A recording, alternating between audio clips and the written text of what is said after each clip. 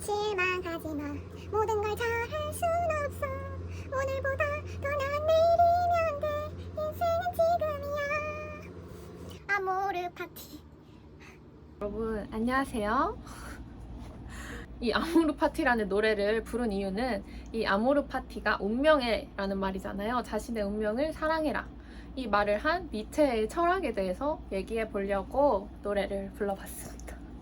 제가 철학을 전공으로 하는 사람도 아니고 완전 문외한 사람이었기 때문에 제가 그 니체에 관련된 책을 읽고 또 유튜브도 살펴보면서 제 경험과 뭔가 접목되는 부분들, 또 인상 깊었던 부분들을 말씀드리는 거라서 너그럽게 봐주시면 좋겠습니다. 사실 저는 취업 준비를 계속 하면서 여러 번의 이제 실패를 겪으면서 제가 좀 허무주의에 빠져 있었던 순간이 있었습니다. 하루 종일 취업 생각만 하면서 내 인생 왜 이러지? 그리고 또 이렇게 내가 열심히 하는데 결과도 안 주는데 내가 이렇게 열심히 해야 할 이유가 있나? 이런 생각에 빠져서 좀 이렇게까지 열심히 사는 건 너무 슬프고 또 인생은 고통밖에 없나 보다. 또 그런 마음을 가지고 살았을 때가 있었는데 제가 그거를 극복하게 된 계기가 어느 날 이렇게 잠을 자면서 어떤 꿈을 꿨어요. 저는 잘 때마다 항상 꿈을 꾸거든요. 어떤 꿈을 꾸고 딱 깰 때쯤에 제가 이 아모르 파티 노래를 부르면서 깼거든요. 근데 딱 이 부분이었어요. 자신에게 실망하지 마. 이 부분이었어요. 그런 힘든 상황에 나한테 해주는 말 같기도 하면서 제가 그때 또 당시에 니체의 차라투스트라는 이렇게 말했다라는 책을 읽고 있었거든요. 그 책을 읽고 있어서 어떤 니체의 아모르 파티를 생각하면서 그런 노래를 불렀는지는 모르겠지만 저에게는 그렇게 그 노래를 부르면서 깼던 경험이 전환점이 되어줬었습니다. 그 노래 가사를 하나하나씩 보면서 엄청 위로가 되는 거예요. 난 왜 그렇게 힘들게 살았을까? 또 뭐 이렇게 쫓기는 것도 없는데 왜 이렇게 쫓기는 듯한 기분을 가지고 살았을까 하면서 좀 그 허무주의를 빠져나올 수 있었던 계기가 되어줬던 그런 노래였습니다. 그래서 제가 이제 이 니체에 관해서 조금 더 찾아봤고 책도 좀 읽었고 그러면서 제가 참고한 책은 3가지입니다. 니체와의 대화, 자신을 사랑하고 존경하라와 불안의 끝에서 쇼펜하우어, 절망의 끝에서 니체, 그리고 차라투스트라는 이렇게 말했다 입니다. 좀 어려웠거든요. 그래서 유튜브 같은 것도 찾아보면서 조금 그 내용들을 이해하려고 노력했습니다. 여러분들이 아마 니체 하면 가장 먼저 떠올릴 말은 신은 죽었다 이겠죠? 신은 죽었다. 이 말은 단순히 종교나 신을 부정하는 말은 아니고요. 예전 서양 사회에서는 이런 종교적인 가치가 도덕적인 규범이 되었잖아요. 이렇게 하는 걸 선이고 이렇게 하는 게 악이고, 이런 종교적인 세계관이 사람들이 살아가는데 좀 절대적인 기준이 되었잖아요. 그런데 과학과 이성이 발전함에 따라서 사람들이 더 이상은 이런 종교적 세계관과 절대적인 가치를 이전처럼 받아들이진 않게 된 거죠. 이런 상황을 니체가 신은 죽었다 라고 말을 합니다. 그러면 그런 기준이 사라졌으면 더 자유로워지는 게 아닌가? 라는 생각을 할 수도 있는데 오히려 이러한 질문들이 들어옵니다. 나는 왜 살아야 되지? 어차피 죽을 건데 왜 열심히 살아야 하지? 성공한다고 해서 무엇이 달라지지?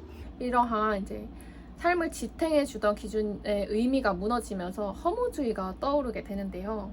근데 니체는 이 허무주의를 결론으로 삼지는 않았습니다. 2번째, 위버맨시입니다.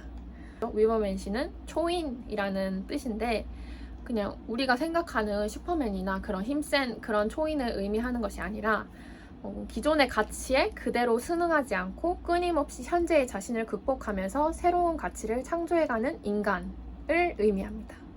이제 이런 기준이나 가치가 무너졌다고 해서 삶이 정말로 아무 의미가 없는 건 아니잖아요. 여기서 니체는 이 허무주의에 머무르기보다는 스스로 기준을 세우고 그 과거의 자신을 넘어서는 사람이 되라 라고 말을 했거든요. 우리는 사실 살아가면서 되게 좀 많은 사회적 기준을 보고 살잖아요. 이 나이에는 대학 들어가고, 이때는 취업하고, 이때 결혼하고, 이때는 아이 낳고, 이런 좀 사회적인 기준에 좀 자신을 맞춰서 살게 되는데, 이 위버맨시라는 개념을 통해서 그런 사회가 정해놓은 기준만을 따라가기보다는 자기가 스스로 어떻게 살 것인지, 나에게 성공은 무엇인지를 고민해야 한다고 느꼈습니다. 그 노래를 부르면서 깬 이후에 왜 살아야 되지? 이렇게 머물렀던 것이 아니라 부족했던 부분을 더 준비를 해서 더 나은 사람이 되려고 좀 노력을 했던 것 같습니다. 이제 자기 삶의 기준을 만들기 위해서 넘어서야 할 것은 이제 원망과 원한, 타인과의 비교라고 좀 저는 생각하는데요. 여기서 등장하는 개념이 이 르상티망입니다. 르상티망. 제가 사투리를 써서 그런데 이게 자꾸 르상티망으로 발음이 되더라고요. 르상티망. 취업 준비나 뭐 사회생활을 하다 보면 당연히 나보다 더 잘난 사람을 보게 되잖아요. 그러면 사실 부럽거나 질투하는 마음이 좀 생길 수가 있죠. 이제 그 단순히 그렇게 부러워하거나 질투하는 마음을 유상티망이라고 하진 않고, 이제 르상티망은 자신이 행동으로 풀어내지 못한 무력감과 원한이 쌓이고 결국 자신이 가질 수 없는 가치나 자신보다 강한 사람의 가치를 오히려 나쁜 것으로 규정하는 태도입니다. 나는 저 사람처럼 성공하지 못했으니까 성공한 저 사람은 나쁜 사람이다. 나는 저게 없는데 저 사람 저걸 가졌네? 저 사람 전부 다 운이고 그냥 저건 가치도 없는 것들이야. 이런 식으로 타인을 무시하는 거죠. 타인을 비난하는 거죠. 그걸 이제 르상티망이라고 합니다. 사실 저는 그렇게 막 타인을 비난하고 이런 생각은 없거든요. 저는 뭐 다른 사람도 다 잘 되면 좋다고 생각하고, 저는 심지어 제가 싫어하는 사람도 좀 나랑 더 이상 안 엮이고 그 사람도 그 사람의 삶을 잘 살았으면 좋겠다 이렇게 생각하는 편인데, 뭐 인터넷 세상에서 보면 흔히 볼 수 있잖아요, 이런 사람들. 그런 태도가 어떻게 보면 이 르상티망과 닮아 있다고 볼 수도 있는 것 같아요. 타인과 비교해서 자꾸 자신의 삶을 판단하기보다는 자기 삶의 기준을 자기가 만들고 과거의 자신을 넘어서려는 그런 사람이 되면 좋겠다라는 생각을 했습니다. 그래서 니체는 또 여기서 또 다른 질문을 하나 던집니다. 바로 네 번째, 영원 회귀입니다. 어느 날 악마가 나타나서 여러분한테 이런 질문을 하면 어떨지 한번 고민해보세요. 너는 지금까지 살아온 이 삶을 앞으로도 영원히 똑같이 반복해서 살아야 한다.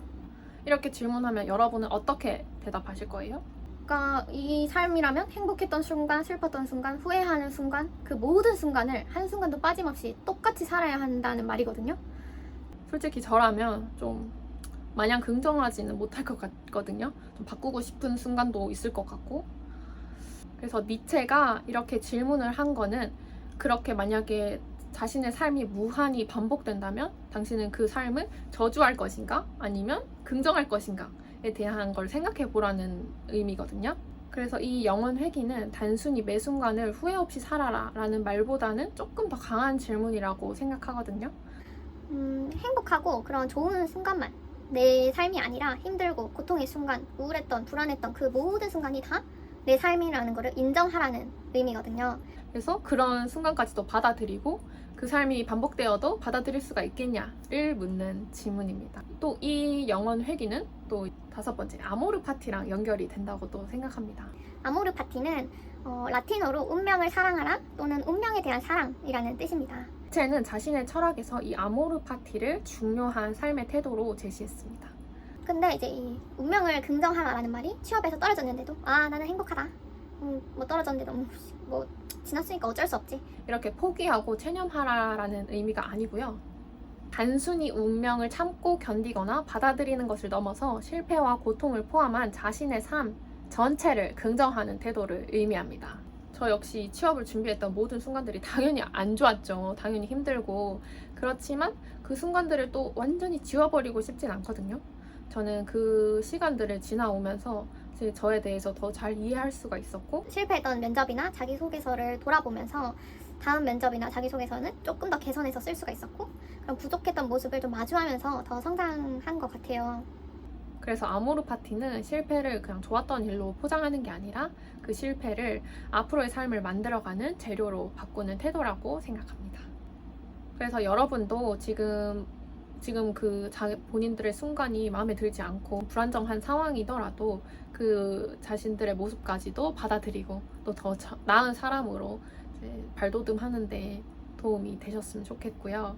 그리고 사실은 이 아모르 파티라는 말을 제가 최근에 접한 건 아니잖아요. 이 아모르 파티라는 것을 예전부터, 이 노래가 유명했으니까 예전부터 알고는 있었는데 사실 그런 의미들이 와닿진 않았거든요. 여러분도 그러실 수도 있을 거라고 생각하는데 내가 경험하지 않으면 뭔가 깨달을 수가 없는 것 같은 거예요. 그래서 이렇게 힘들었던 순간들이 저에게도 너무 소중한 순간이 되어준 것 같아서 너무 뿌듯했고, 앞으로도 그런 힘든 일이나 뭐 또 많은 고난과 역경을 겪겠죠. 또 제가 그 속에서도 또 이전에는 이해하지 못했던 말들이나 그런 교훈들을 조금 더 직접적으로 느끼고 더 성장할 수 있는 사람이 되려고 합니다. 그래서 제가 이해한 니체 철학을 다시 한번 설명해 보면, 첫 번째는 신은 죽었다. 이 신은 죽었다는 말로 기존의 절대적인 가치와 믿음이 무너진 시대를 진단했습니다. 그리고 그 빈자리에는 허무주의가 찾아오죠. 근데 니체는 허무주의에 머물라고 말하지는 않았습니다.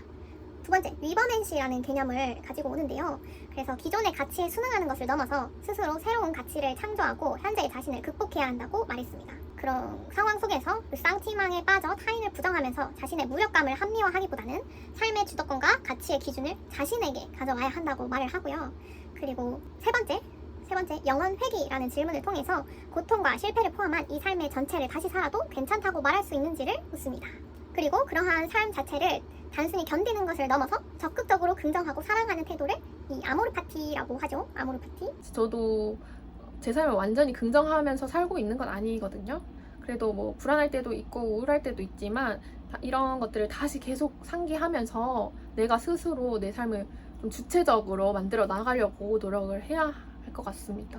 그 취준 정병 영상이 인기가 많더라고요. 그래서 사람들이 많이 나 같은 상황을 보내고 있나? 또 좀 마음이 힘든 사람들이 많은가라는 생각이 들었고, 여러분도 힘든 시간을 보내고 있다면 그냥 그 순간을 마냥 긍정하기는 힘들 거라고 생각해요. 그렇지만 완전히 삶을 부정하는 이유가 되진 않았으면 좋겠습니다.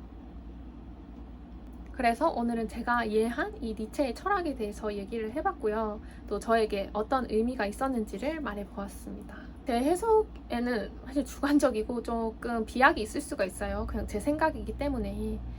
다음에도 또 좋은 주제로 가지고 올게요. 이거 귀엽죠? 이쁘죠? 제 꽃이 또 있어요. 짜잔! 제 고양이, 제가 악몽을 안 꾸게 지켜주는 저의 인형.